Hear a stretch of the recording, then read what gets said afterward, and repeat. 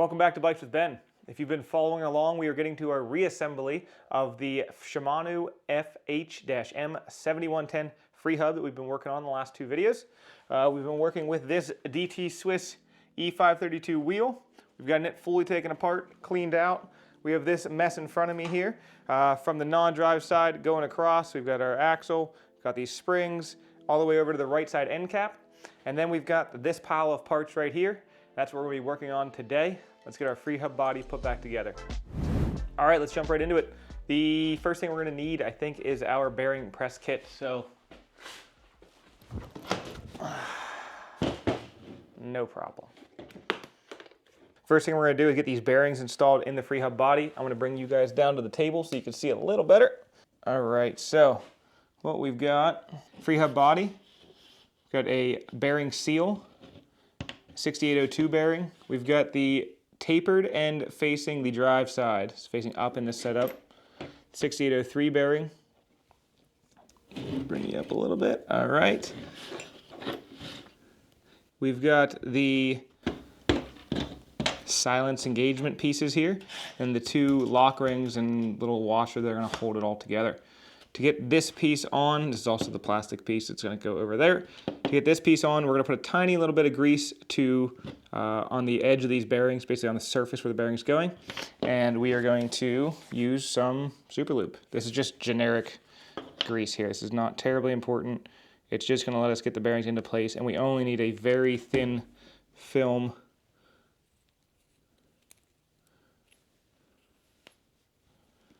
where the bearing will sit.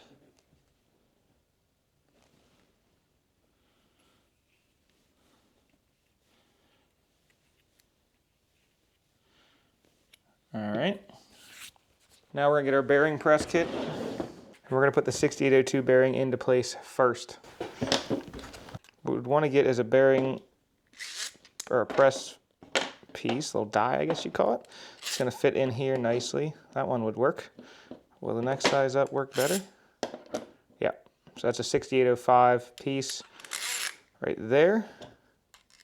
Put our bearing right there, and then we've got the 6802. Oh, should fit right into it, like that. You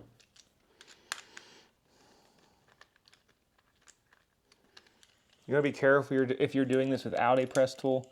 If you are, you can make it happen, but it's just going to increase your odds of putting this in cockeyed. So this kit is like 30 bucks on Amazon. I'll put a link if you guys want it.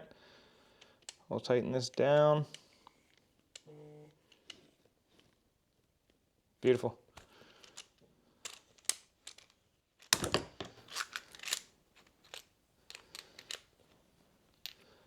There's bearing number one installed. Looking good, looking good.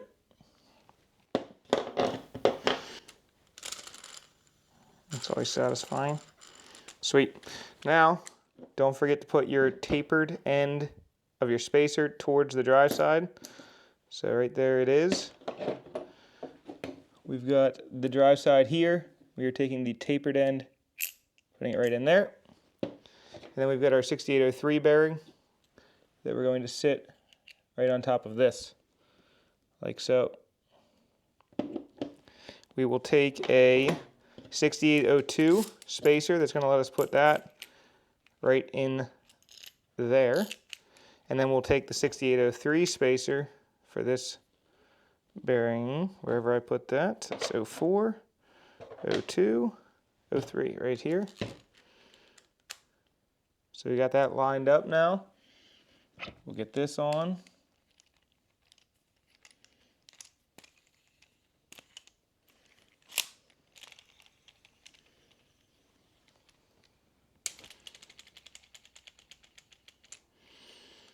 Make sure that's nice and square. It is. Tighten that down.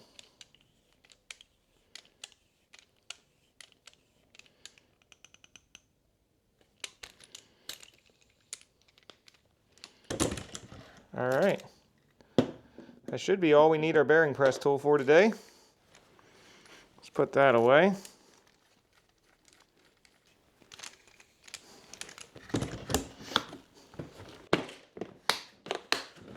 Love it.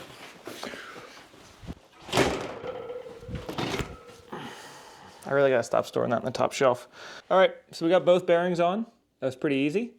What we're gonna do next is add this little seal cover over top of it in order to protect this. This is just gonna keep some water from getting inside of here. We're gonna add a little bit of lubricant, a little bit of grease to the inside of this fitting so that it can act as a protectant and also grease the bearings when they need. We're going to use some Shimano premium grease. You could use the same super lube that we used to put the bearings in. Honestly, actually, let's just use that. It's not going to hurt anything. I bought this Shimano premium grease to test against this super lube. You use it inside this Freehub more than you did in the Dior video that I did, so I figured I'd buy it and give it a shot. All you gotta do, you can be pretty liberal with the grease here, or pretty, liberal with the grease here. Fill in this groove.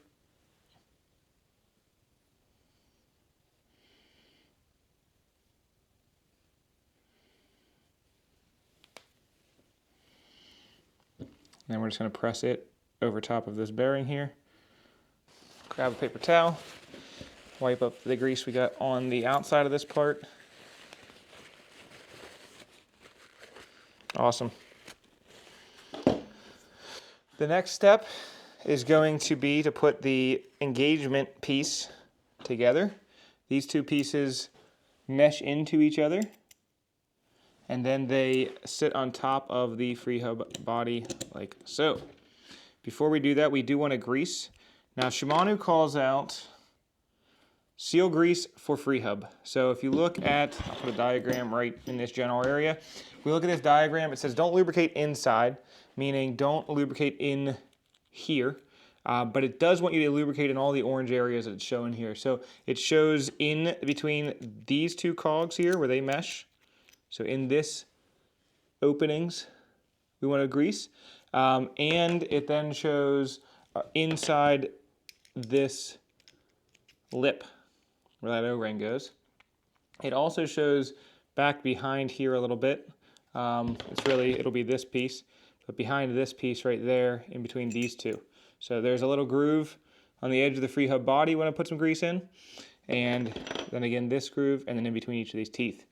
So we're gonna try to get in the right spot. They say to use their seal grease for Freehub. I bought this as well just to see what it was like. I did have the Shimano Freehub grease from the Dior build video. I don't know what the difference is. They don't list it. They're both about, I don't know, $15 to $20 for 50 grams, so they're not cheap. I wanted to buy them to see what the difference is. So let's take a look. I know the seal grease, or the Freehub grease that I got last time was pretty light. They look the same.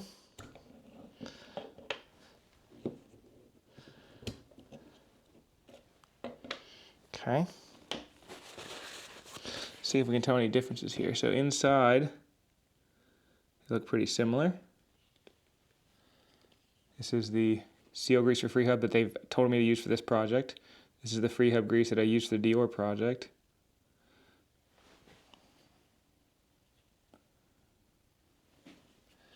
If I do a very scientific, it's very light.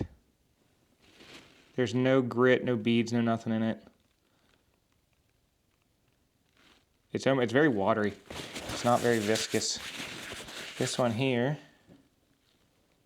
this is much more of a paste. It's still, both of them are very light greases. This here though, it does want to gel up a bit more. You can see that kind of making little mounds on my finger here. Whereas this is way lighter. So I would describe it more of if you had a tiny bit of grit, not even grit, but if you were able to put a little tiny bit of microscopic beads, you would get this here. I don't know if I can make that focus. See how it kind of wants to pull up versus this one is clearer. Come on. The one on my left is the one they recommend. It's a clearer, glossier. This is a duller and little bit more viscous, a little bit more pasty. The There you go. Don't know what that means, don't know what that tells you.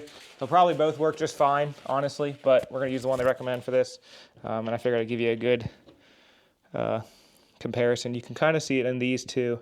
It's a good indication. This is a clearer, more boogery, and this is definitely got a little bit more grit to it. And by grit, I don't mean grit. I mean viscosity, I guess. All right, so let's put these away. Enough of that digression.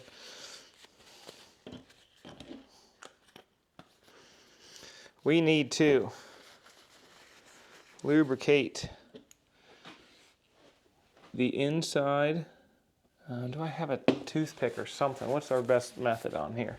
You know what? I got a little pick. Let me go get that. Now I know I haven't seen the actual announcements myself, but there have been videos I've seen of people talking about these Scylence Freehubs and how the plastic, this piece here, wears out over time. And Shimano and these things start to creak. And Shimano had said at the beginning, don't grease anything really. They're very conservative with their greasing instructions, and they had put out a note that said, you know, grease these pieces where they intercept, and then they put out another one that says grease a little more. So these things have been known to creak. Typically, it's the greasing in this piece. You're not taking this piece apart, at least from their guides. So I have not experienced that. I haven't really ridden this thing as a new wheel, like I said, but I have seen people talking about that on some videos, so who knows what the actual right amount of grease is. I'm following Shimano's guide here for where to put it. I don't know what revision this guide is, so who knows. Maybe they've changed it since. Let's also put a little bit of grease inside of here. So taking the pick and just applying some to each cutout.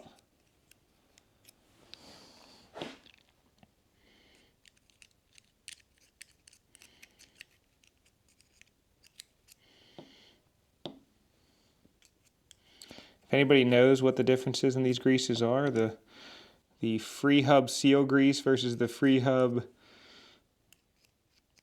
what is the difference? Freehub grease versus seal grease for Freehub? I would love to know.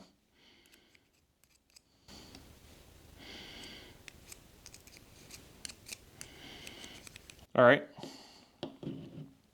They also wanted some grease down in this seal here, or in this little inlet indent. All right.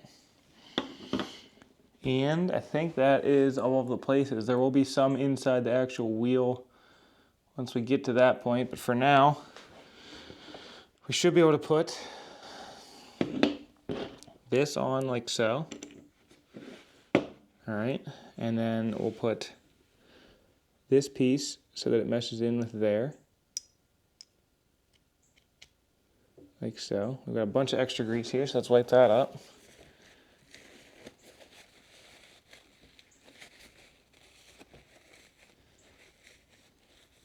Okay.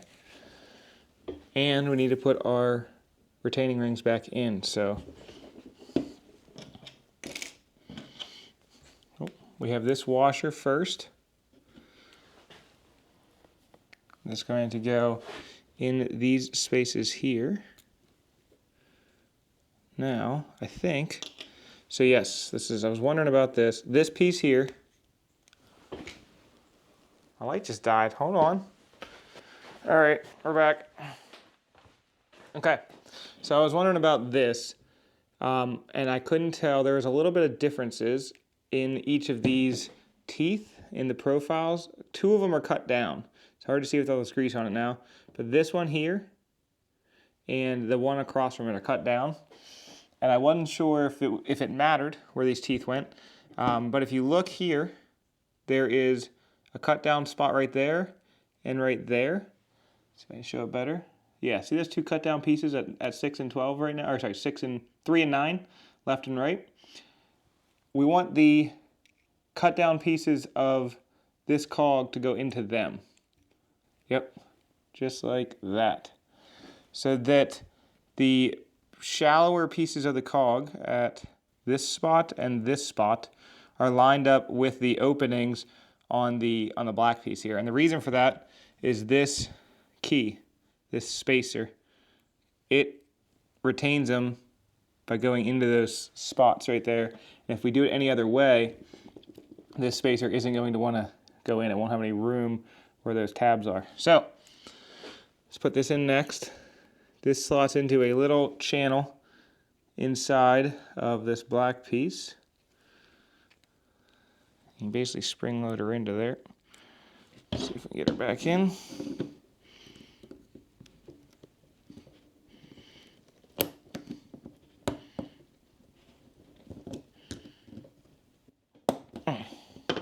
Okay, so let's see that. Perfect. I think that's in there. Next thing is to put this open C retaining ring in. This is the one with the do not assemble, do not disassemble, do not lubricate inside warning. So that goes right above this ring in the same channel. This ring, the fully circular ring here with the tabs, seems to go inside where the tabs go. It kind of hits that channel. There's still a channel opening on both sides where this ring can go, where its bigger lobes are. So if we put the bigger lobes of this thing right in here,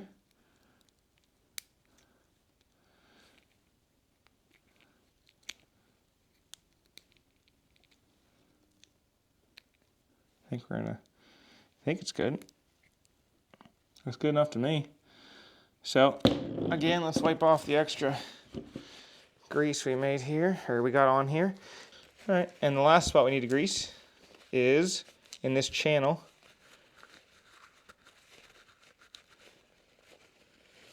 Right here. So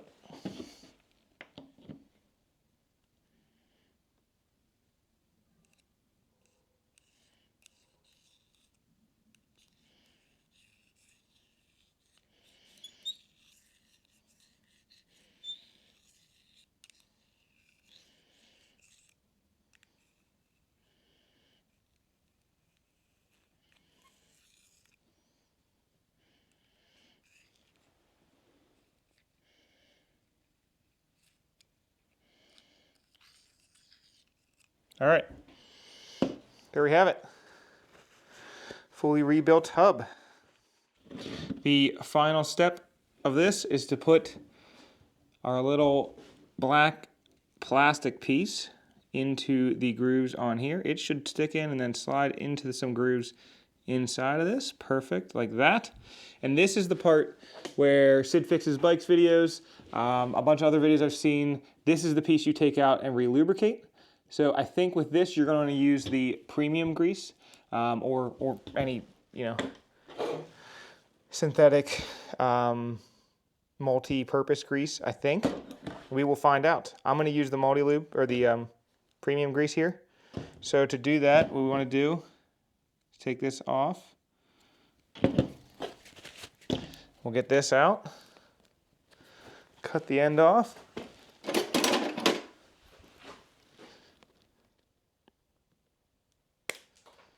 All right, so we just want to put a little bit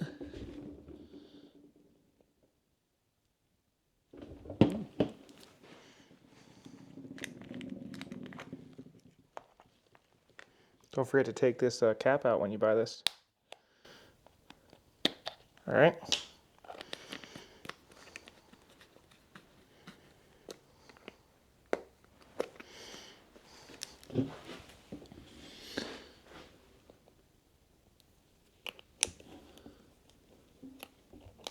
Come on. All right.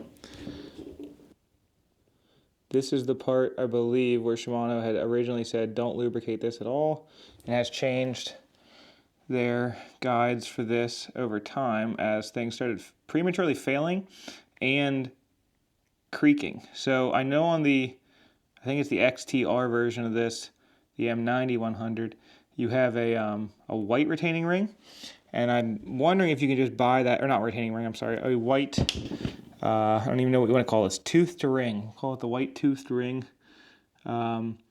They have a white version of that that must be a different plastic that holds up better. Now a guy, I'm trying to think what channel that was, said he had 5,800 kilometers, I think, on his bike, or 5,000 kilometers, and this had failed already, and it was like fully ground through. These little teeth had massive grinding through in them. It ruined his wheel. So I mean, what's 5,000 kilometers? A couple thousand miles? It's still a lot of miles. It's a lot of miles, to be honest with you. I'm not putting that kind of miles on a bike. I'm putting a couple hundred on it. So I think I'll be just fine with this. But we're putting a little bit of lubricant on each of these teethsies. Beautiful. We will wipe off the little bit of extra. And we probably should have waited till we were going to build the full wheel. But hey, that's okay. All right, so the final thing there, we've just lubricated every little cog here. We are going to be placing our spacer here, our little tooth spacer around this thing, and then pulling it towards the inside of each of these cogs. So pulling it towards this way. I'm rotating it towards me, really, like so. What you're doing here is to check to make sure this is working fine. Shimano says to put this firmly on a table. So let's put it firmly down here. We'll use this other camera to show you. We got this firmly on a table. It says to push down and twist to make sure it firmly engages, and it does. When it pulls up, and you can get some difference out of it, so that the center piece here is pulled up while the bottom one is down, that's when you can get it to spin freely. And as soon as you start twisting again, it goes and re-engages. So pull up and down, we can get some spin out of it. But if we pull the whole way up and back down and try to spin, it doesn't let us spin. So this is what the springs are doing inside, using this mechanism here to allow us to get the silent spinning mechanism or motion, and then to re-engage and turn the wheel when we need it to. This is a mess right now, but we're about to rebuild the full wheel. Follow along in the next video. I'm going to break this up into two parts, just because when you're searching for something like this, you're not normally searching for a full Freehub body rebuild. You're looking for the actual wheel. So the next video will be putting the full wheel back together, and that concludes this one, which I'm pretty happy about, is our full Shimano FH-M7110 Freehub rebuild with new bearings. It's the 6802-6803 bearing. Thanks for watching, guys. Head on to the next video. We'll get this thing back together.